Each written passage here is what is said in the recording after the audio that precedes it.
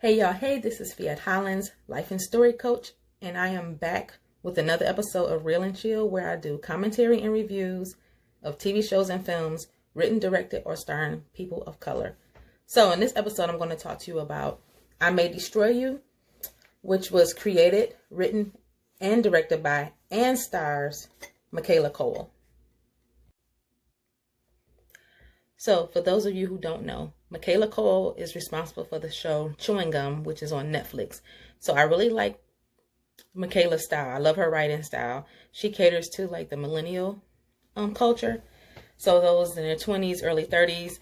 So she writes a lot about, the partying and how that, irresponsible. You just trying to find their place in the world. You know what I'm saying? And how many of us who are older than 20s, 30s, you know how it is. You're just trying to find your place in the world and experiment. I know I did a lot of experimenting, not with like drugs or whatever, but the show covers that too.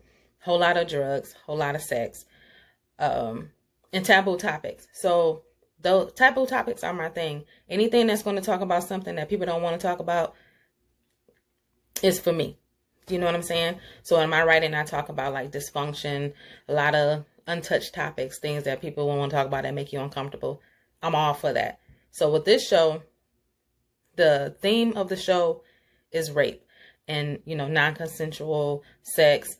They talk about men having sex with men getting raped, people lying about sex. They go there. So they talk about the experiences of the people who've gone through it, as well as the people that are affected by it, meaning like friends and relatives. So I do like that part of it. I like the show overall because, again, like I said, I love Michaela's writing style.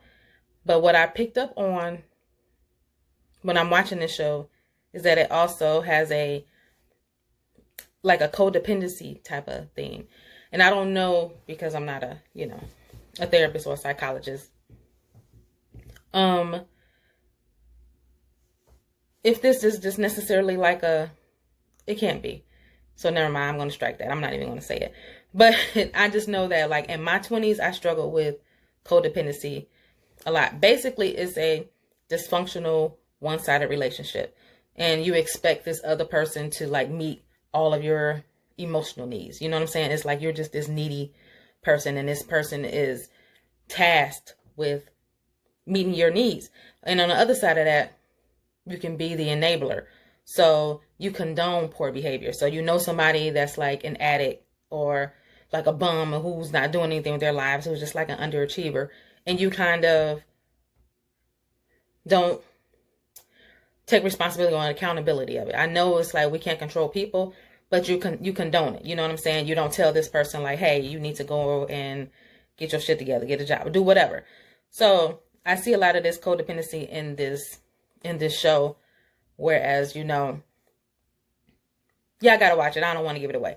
But that's what I'm noticing is that it's a codependency undercurrent too, because it's these three friends, right? And also, I'm also wanting to point out that it's like we all have trauma. Every last single one of us. We just we have different levels of trauma. So whereas somebody may have, been abused, and another person may have been like, neglected by a parent or something. Not saying neither one of those things are holds more weight than the other, but it's about our perspective and the experience with it. You know what I'm saying? So trauma affects how we show up in this world. Just period. We all have trauma. It's just basically how we show up. And because we are energy beings, like attracts like, which is why it's easy for us to mistake trauma for things in common. So it's just like we get with this person, we meet them, and we're just saying like, oh my goodness, we both love to do X, Y, Z. We both love to do this. Everything is all good until it's not. And it's like we're attracted to the trauma part of it. So that person is, like an alcoholic or abusive. We're thinking of it like, oh, we got these things in common because we like these same movies. We like this, the same restaurants. But the underlying theme or the undercurrent of the thing is the energy that is trauma. Do you know what I mean? I can't explain any better than that. But that's how we end up in these kind of like unequally yoked relationships because of this trauma. We think we're attracted to the familiarity of it. Do you know what I'm saying? So in the first episode is, I'm not going to go through all of them. They're going into episode 9. The first episode, there's this guy named Biagio, right? The main character, her name is Arabella, that's played by Michaela Cole. You can feel his energy from the first episode, like off the rip. They met and hooked up after he sold her drugs. That's how they met. So there was an attraction there because they're attractive people. But we can't negate the fact that he sold her drugs. And so she has this type of personality. Like, she's funny, she's fun. She has this whole eclectic, eccentric, she has a whole vibe going on. So that's like this party girl archetype, which a lot of people are attracted to. And then in addition to that, it's like they're usually like good in bed. So, and then that's it. That's all that they're, people feel like they're good for, right? So you can see in the beginning that he wasn't really feeling her like that. He was like kind of blowing her off, giving her the cold shoulder. But in her eyes, she sees it in a different way, which I'm still, I probably have to go back and rewatch some episodes because I'm confused as to what she thought it was. You know what I mean? But how many of us see things that we want to see? You know what I mean? So episode 8 had me in my feelings because I've been that girl before who had like the low self-esteem and didn't know my worth and been ghosted by people. Listen, I was ghosted by somebody. Like, I was 23 years old. I was dating this guy for like 3 months, right? And everything was good. We didn't argue. It was good. At least I thought it was good, right? Next thing you know, I didn't talk to him anymore. Like, still to this day. So let me see, 22 years later, I still have no clue what the hell happened. Is that 22 years? 10, carry the 1. I can't even count right now. Still don't know what happened. So I'm saying to myself, we didn't get into it. We weren't arguing, but whatever. I was young. Just, I don't know what happened. So because I didn't know what happened, I actually wrote a story about it. Like, it was in my first book of short stories. So I killed him off in the book. Whatever. Made me feel better.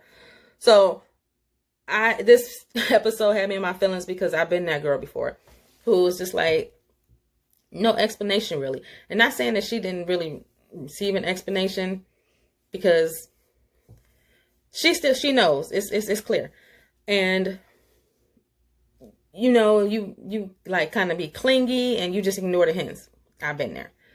So this is the first time in my life I think I ever used the word douchebag. I just feel like, the term douchebag. When I tell y'all this episode, what he did,